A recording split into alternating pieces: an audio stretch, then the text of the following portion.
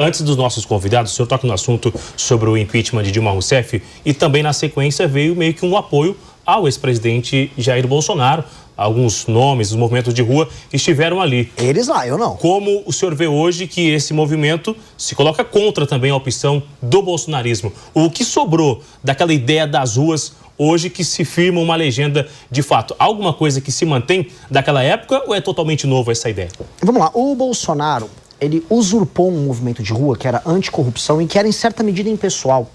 Que era um movimento que apoiava à época a Operação Lava Jato, duras medidas contra a corrupção galopante que estava rolando ali no governo Lula 2 e Dilma 1 e 2. E ele assume o protagonismo daquele processo após a queda de Dilma Rousseff, quando as pessoas se deparando com a eleição de 18 falaram: opa, preciso de uma alternativa, em quem eu vou votar? Elas não encontraram algo de novo, para além do Jair Bolsonaro, que já vinha crescendo. Também, vamos dizer, trazendo um discurso mais à direita, que é um discurso alternativo dentro da política brasileira. Temos que fazer uma crítica, o discurso à direita nos anos 90 havia desaparecido. Os tucanos nunca pegaram para si esse discurso, acho que nem quiseram. E aí, com base nisso, ele se tornou, vamos dizer, uma opção que vence as eleições.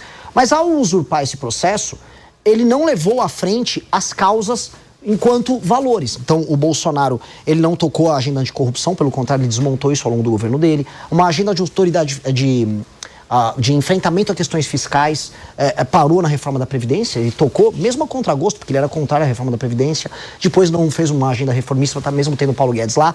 A agenda de combate ao crime, a gente precisa lembrar, era uma pauta central do Bolsonaro. Ele não andou com nada. Em certa medida, ele até sabotou o pacote anticrime do Sérgio Moro, acabou passando o juiz de garantias lá do Freixo. Então, o Bolsonaro, ele se apropriou dos símbolos, mas ele não foi um líder na hora H. E aí ele transformou tudo aquilo, e essa é a provocação contra os bolsonaristas, num culto à personalidade dele. Aí é legal, o pessoal ia na rua, chorava, cantava Viva Bolsonaro, mas isso virou o quê para as pessoas? Virou só no retorno do Lula e uma crise política que a gente está vivendo hoje. O senhor faz uma fala direta, e aí os números revelam entre 16 e 24 anos. O senhor acha que no eventual cenário de campanha, os seus eventuais adversários numa disputa já são nomes que estão vencidos no mercado da política? Olha, o lulismo, ele está completamente derrotado. E olha que o Lula fez uma campanha em 2022 pedindo para os jovens tirarem o título, porque ele estava se apropriando ali de uma rejeição que o Bolsonaro tinha entre os mais jovens. De fato, a família Bolsonaro ficou rejeitada entre os mais jovens e, né, por as razões que eu levantei para vocês, o governo do Bolsonaro foi um governo frustrante. Ele prometeu muito, né? Não, aqui ó, a bandidagem já era, eu vou fazer... Ele não fez nada. Aí esses mais jovens falaram, pô, eu quero uma resposta prática. Então, se você perguntar para um lulista ou para um bolsonarista qual a resposta, por exemplo, para a vida de uma pessoa que mora numa favela controlada pelo tráfico, não haverá resposta nenhuma. Do Lula, inclusive, a resposta que ele veio vai ser uma linha, olha, temos que ver isso aí. O Lula estava agora nos Estados Unidos, inclusive, defendendo, em alguma medida, o Comando Vermelho. Tá? A conversa dele estava um tanto quanto estranha. Do bolsonarismo é apenas a inoperância. Não consigo fazer, culpa do STF. E aí o jovem fala, tá, eu continuo morando na favela, o crime continua mandando aqui, alguém me deu uma resposta. A gente está trazendo essas respostas, essas discussões, e a gente começa a responder essa ansiedade de uma mudança. E na verdade a gente precisa ser ansioso com a mudança, o Brasil está ficando para trás muito rápido. Renan, agora me fala uma coisa, então, em relação à sua diferença com os bolsonaristas. Você é a favor ou contra o PL da anistia geral, ampla e restrita? Ou você é a favor da dosimetria? Ou de nada disso? Enfim, essa é uma pauta que não tem como você fugir nesse momento. Não tem e jamais fugimos. O nosso deputado federal, Kim Kataguiri, ele é favorável ao PL da dosimetria. Porque a gente acredita numa coisa, por mais que, haja vícios formais, e qualquer um que vem do campo do direito sabe que houve vícios formais no processo como um todo que envolve aquelas pessoas, e o próprio Jair Bolsonaro, há também o cometimento do crime. Aquelas pessoas não estavam passeando, olha, estou aqui num domingo, vim entrar no Palácio do Planalto, né, vim montar um acampamento dentro do STF. Aquelas pessoas praticaram um crime. E se fosse o STF cometendo esse crime, todo mundo falaria que essas pessoas tinham que estar presas. Eu acho que a lei tem que ser para todas. Dito isso, uma dosimetria, dado que nós temos agora pessoas que foram presas por crimes menores do que, por exemplo, um estuprador, tem que ser feita. E essa dosimetria tem que beneficiar todos ali. Então nós votamos a favor do PL da dosimetria e é isso que nós defendemos, a dosimetria. Não uma anistia ampla, geral e restrita, porque a gente está vendo o seguinte, está autorizado você quebrar tudo quando você quiser, do jeito que você quiser? Não pode ser várzea. Senão a gente vai tratar o país assim, ó, é várzea, se o cara tá de verde e amarelo e eu sou verde e amarelo, pode. Se o cara tá de vermelho, não pode. E o cara de vermelho vai falar a mesma coisa. Pro lulista, o Lula perde a eleição agora no fim do ano, então ele manda a turma dele invadir tudo. Eu acho que a gente tem que ter critérios objetivos. A lei e a ordem tem que funcionar para todo mundo.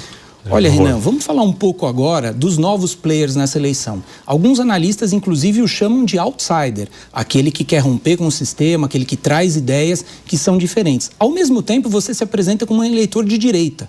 Nós temos hoje, no xadrez eleitoral, vários players da direita. Nós temos Flávio Bolsonaro, Caiado, Zema, e todos eles, mais ou menos, bebem na mesma fonte do bolsonarismo. As pautas são muito parecidas.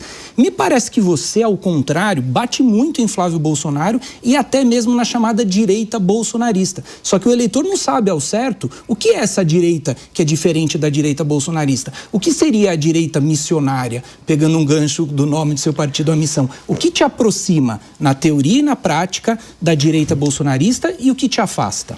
Olha, uma coisa que é legal, esse eleitor que hoje ainda é bolsonarista, ele já esteve conosco antes. Quando a gente marcou as manifestações que derrubaram a Dilma, quando a gente apoiou a Lava Jato, quando a gente apoiou reformas como a PEC do teto e a reforma trabalhista, este eleitor que hoje, vamos colocar, é bolsonarista, lutava ao nosso lado. Ele esteve conosco. E a diferença do período que ele esteve com o Bolsonaro para o período que ele esteve conosco é que conosco ele ganhava. A gente venceu tudo. A gente derrubou o governo da Dilma, a gente apoiou a Lava Jato, o Lula foi preso, autoridades corruptas foram presas, reformas importantes passaram. A partir do momento que ele passou a cultuar o Bolsonaro, esse eleitor passou a perder. Então eu começo já fazendo essa provocação. Se ele fizer um exercício de memória, ele vai lembrar que conosco a gente vencia. Os nossos valores são os mesmos daquela época. Termos valorativos, as crenças que a gente tem num Brasil diferente, combate à corrupção, uma institucionalidade mais séria, divisão dos poderes, colocar em certas caixinhas poderes que estão saindo deles, como é o caso do judiciário. Mas hoje nós estamos muito mais maduros e hoje nós estamos apresentando propostas que estão cativando as pessoas e trazendo discussões que ninguém está fazendo no Brasil. A discussão sobre desfavelização, ela não existia até a gente colocar na pré-campanha. A discussão sobre data center no Nordeste, sobre investimentos em infraestrutura, sobre o uso inteligente da energia para a gente gerar desenvolvimento econômico. A pauta do Nordeste é a solução e não um problema, como eu coloquei e foi imitado pelo Flávio Bolsonaro, são pautas que a gente está trazendo. E essas são coisas que esse eleitor de direita pode, vamos dizer, abraçar, porque no fundo ele acredita nisso. O eleitor de direita ele não acredita lá no PL da misoginia que o Flávio passou. Se perguntar para o tiozão do Zap que votou no Flávio Bolsonaro, ele fala, pô, isso é um absurdo. Agora, ele vai concordar conosco, por exemplo, quando a gente fala sobre frentes de trabalho em regiões que estão tomadas apenas por assistencialismo. Ele vai falar, não, eu acho justo, eu sou um cara que defende o trabalho como valor, um direitista típico defende isso, e esse sujeito do Partido Missão defende. É por isso que eu estou avançando no eleitorado de direita. Primeiro entre os mais jovens, mas os mais jovens têm pais, avós, tios, primos, professores, irmãos. Nós vamos chegando lá. O senhor disse que vai acabar com a raça do Flávio Bolsonaro. O que quer dizer isso aí? Bom, claramente não é eliminar a raça da família Bolsonaro, que veio da Itália, né, a etnia dos Bolsonaro, mas do ponto de vista político, eliminar a presença nociva da família na política brasileira. A família Bolsonaro, ela destruiu aquilo que a gente chama de direita. Eu volto a colocar a provocação. Até 2018 nós vencíamos tudo. Vencíamos a esquerda nos tribunais, nas ruas, nos projetos, nas ideias. Desde que os Bolsonaro entraram, eles pegaram essas lutas e submeteram elas ao interesse personalíssimo da família. Por exemplo, a Operação Lava Jato foi destruída para salvar o Flávio Bolsonaro, que cometia crime de peculato, rachadinha no gabinete dele. Então, toda vez que a gente se vinculou a essa família, infelizmente eu preciso colocar essa família maldita, a gente perdeu. A ponto do Lula, que estava preso. A gente precisa se lembrar, o Lula estava preso e ter voltado ao poder. E aí, agora a gente fica nessa situação com o nosso país destruído, e aí vem o filho, desculpa falar isso aqui, envolvido no escândalo de corrupção da rachadinha, que é o Flávio Bolsonaro, que até agora, pelo menos no horário que a gente está gravando o programa, não assinou a prorrogação da CPI do crime organizado, que está rolando no Senado. E aí esse cara tem que falar que nós temos que nos submeter a ele? Esse cara tem que sair da frente. O Brasil precisa andar. Assim como o Lula precisa simplesmente vai tocar a vida dele, vai dar milho pra pombo, sabe? O Flávio Bolsonaro tem que fazer a mesma coisa. Para de atrapalhar o nosso caminho. Pré-candidato, o senhor prefere enfrentar Lula ou Flávio no eventual segundo turno?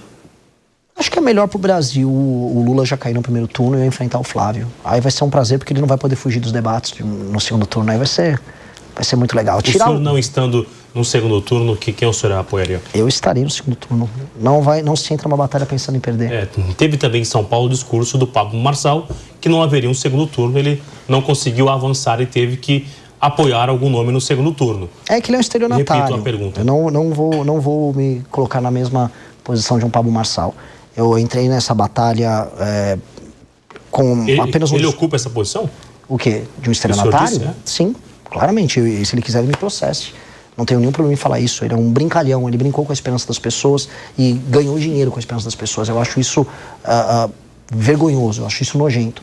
E às vezes as pessoas me comparam a ele só porque eu sou um outsider nas eleições. Eu não sou. Eu montei um partido político, trabalho de milhares de jovens que coletaram assinaturas ao redor do Brasil. Eu não estou aqui para destruir o sistema. Eu estou aqui para pegar o Brasil e transformar o Brasil num país sério e reformar o sistema. É por isso que eu não sou um destrutor. Eu não estou aqui um destrutor, não, um destruidor. Eu estou aqui para reformar, para fazer o Brasil virar um país sério. E nesse sentido, eu só vou trabalhar para ir para o segundo turno. Eu não vou olhar para o lado, eu não vou querer saber, eu só vou trabalhar. Até porque meu partido tem só 4 meses. E eu já estou bem nas pesquisas. Pegar um gancho no Pablo Marçal e Partido Missão, ele fez uma aposta que se o partido fosse estruturado, ele daria uma determinada quantidade. A gente fez uma aposta com o Kim, né? Pagou essa aposta? 500 mil reais não pagou, né? É por isso que quando eu falo estelionatário, eu não tô brincando, né? O cara nem para cumprir as apostas que ele faz para ele. Ele disse que a gente não montaria o partido. Diferente dele, a gente montou. Hoje ele tá contratado como funcionário do Partido União Brasil, para fazer propaganda pros candidatos do União Brasil. Hoje, eu que ele duvidava, ou quem que ele duvidava, estamos liderando o nosso próprio partido político, participando da corrida não só presidencial, mas estadual em vários lugares. Última, Túlio, para a gente fechar. Eu estou deduzindo aqui que se houvesse um segundo turno entre Flávio Bolsonaro e Lula, hipoteticamente, você votaria nulo de novo. Tô certo ou tô errado? E você aceitaria um apoio de Flávio Bolsonaro, se eventualmente você vencer Flávio Bolsonaro no primeiro turno, um apoio para o segundo turno? Eu não entro numa batalha pensando em perder. Quando fui montar um partido político, todo mundo duvidou que eu consegui. E as pessoas falaram que o mais provável era eu simplesmente não ter o nosso partido montado. Também duvidaram quando a gente foi tocar o impeachment da Dilma Rousseff. E no pedido de impeachment e na montagem do nosso partido, eu não olhei para o lado e eu falei, vou montar. Eu só trabalho com a hipótese de ter partido pronto e a Dilma derrubada. Eu vou trabalhar apenas para vencer a eleição. Então, não é que eu estou me evadindo dessa pergunta. É porque essa pergunta não existe na minha cabeça. Se eu simplesmente começar a pensar assim, eu já perdi. Então, eu tenho que ir até o fim. Internamente tinha o nome do Kim, até por conta da idade, imagino que não foi escolhido. E o senhor é um nome que não tem tanta visibilidade, está começando agora, a senhora disse diversas vezes que está indo em rádios e emissoras para tentar viabilizar o nome do senhor. O senhor é um candidato de verdade ou é um experimento do Missão?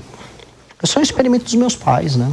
Me colocaram no mundo, se vai dar certo ou não, a gente vai saber até o final da vida.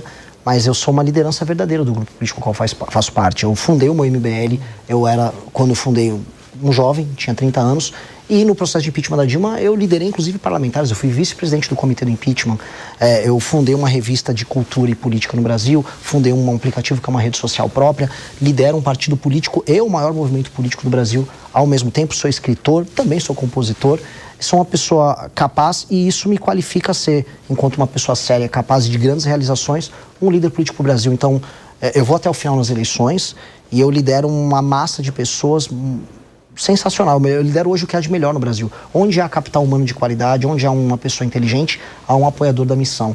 E isso está se espalhando cada vez mais. Então, não há um experimento, há apenas, a constatação de que o sonho de um Brasil diferente vai dar certo, a gente vai chegar lá. Uma conversa direto ao ponto com Renan Santos, o presidente do Missão, aqui na Jovem Pan. Muito obrigado, presidente. Obrigado, eu que agradeço, maravilhosa conversa, uma honra estar sempre aqui com vocês. Para mais vídeos assim, se inscreva no canal e deixe seu like.